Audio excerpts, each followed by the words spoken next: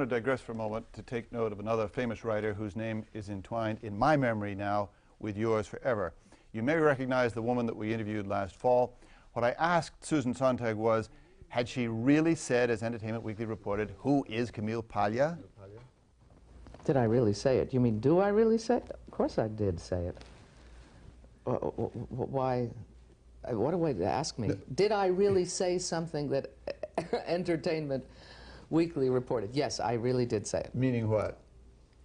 I'm sorry, excuse me. Are we not speaking English? English? No, but had you not heard about her or not read her or not approved of her? I think if I say who is Camille Paglia. No, I didn't say that. Listen, I don't read Entertainment Weekly. Why don't you ask me a direct question? Excuse me.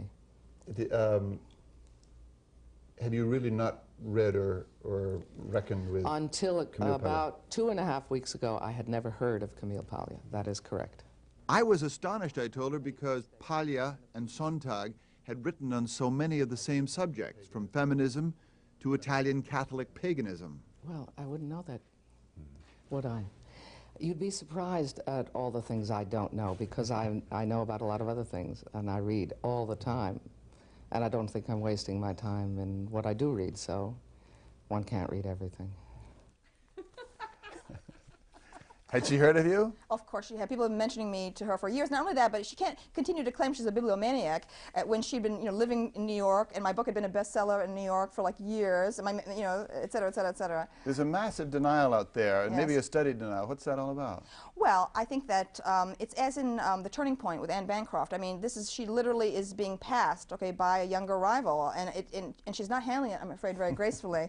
Susan Sontag was an enormous figure to us in the 60s, and it's really unfortunate what she did to herself. Like Germaine Greer, there was a general collapse in the 70s. It's too bad, because she was once a prophet of popular culture, and then Sontag became very snobbish and began chasing after all these male European writers and so on, and she lost the cultural centrality that she had. I am the Sontag of the 90s, there's no doubt, and I'm like one of a series that goes back through Mary McCarthy to Dorothy Parker and so on, and I think that Sontag belongs to the generation before World War II. She doesn't watch TV, she's not into rock, and she has been passed. She went on to was proud of the fact that she found it impossible. I asked her if she'd seen the Republican convention on television. She said, no, but I read the text. Oh, she is so out of it. Oh, Sontag is gone. I'm so happy. She came out of hiding. I have been talking about Sontag since my rise to fame for the last 3 years, right? No one was interested, okay?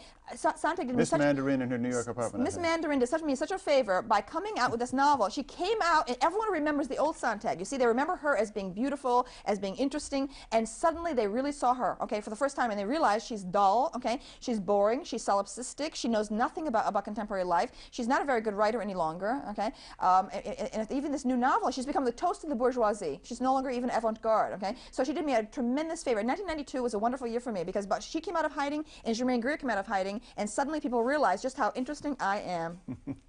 But